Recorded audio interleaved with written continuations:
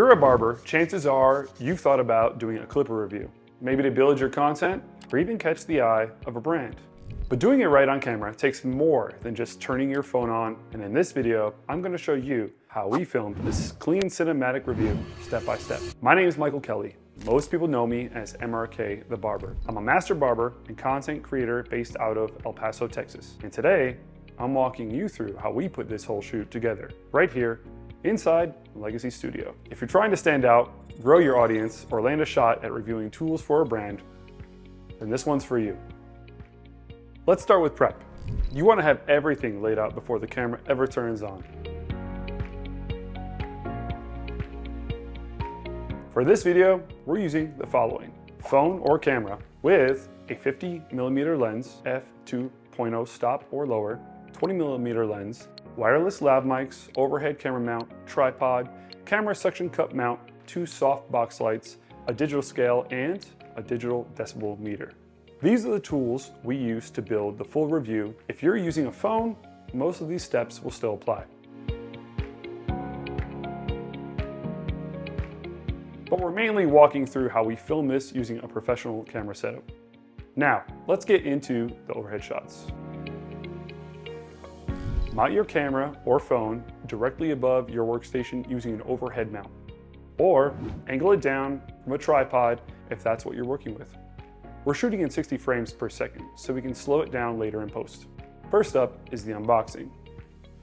Keep your hands in frame, move at a steady pace, and make sure every item you pull out is visible and well lit. That includes the clipper, guards, oil, brush, charging cord, and any inserts in the box. Next, place the clipper on a digital scale. Shoot straight down and make sure the screen is sharp and in focus. Then move over to the decibel reader.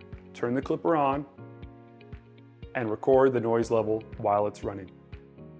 Whether you're using a camera or a phone, keep your shots locked off and steady.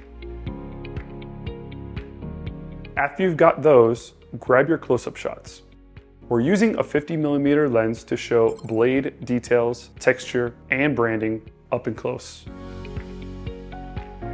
And if you're using your phone, use portrait mode or tap to focus to get that same clean depth. Rotate the clipper slowly, show different angles, highlight the lever and the blade.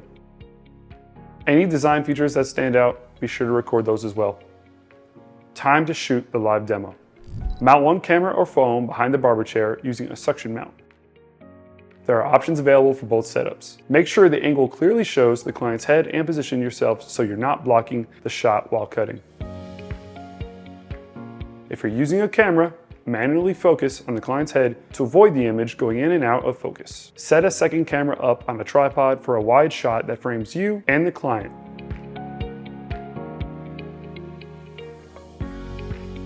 We used a monopod with feet for more flexibility, but either option works. If you're working with only one recording device, you can film this reaction shot separately.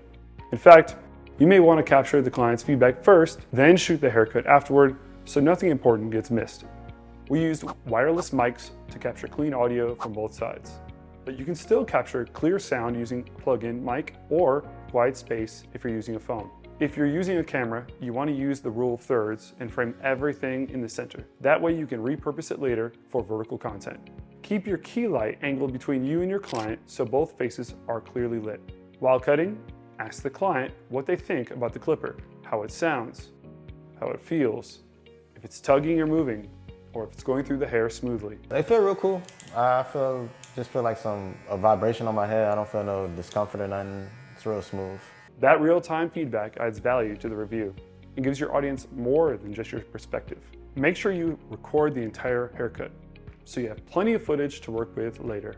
Once the cut is done, gather your notes. I like to use bullet points and break it down into categories: presentation, build quality, weight, sound, charging, blade adjustment and sharpness, performance, price, and should you buy it or not. This makes it way easier when it's time to record your voiceover. When you're ready to record your voiceover, remember to speak naturally, like you're talking to a friend. Use a quality mic in a quiet space and keep your tone steady. Match your script to your footage. When you talk about the weight, Show the clipper on the scale. When you mention sound, cut to the decibel reading. It should all feel seamless. Now, let's talk post-production. We use professional editing software, but you can use whatever program you're comfortable with. For example, CapCut, DaVinci Resolve, Adobe Premiere Pro. Trim your clips, smooth out transitions, and make basic color corrections. Add clean text overlays to highlight features and spec callouts. Keep your background music low. Just enough to set the tone without getting in the way of your voice. Pacing matters. Don't reuse shots unless it helps clarify something. Let your footage work with your voiceover and not against it.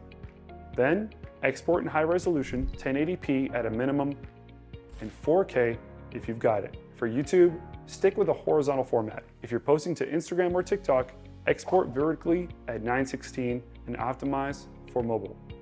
And that's how we filmed a complete detailed clip review, from setup to execution.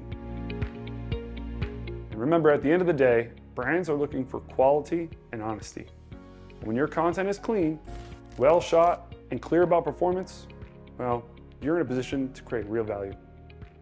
Using the techniques you just learned, you should be able to create something that stands out and gets the right kind of attention.